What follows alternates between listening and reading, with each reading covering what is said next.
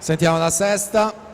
Daniele Caradore alla 1, Matteo Grigolon alla 2, Giovanni Candeo alla 3, Pietro Cricca alla 4, Filippo Dalla Costa alla 5, Matteo Cagliari alla 6, Alex Bazzo alla 7, Andy Bardi alla 8.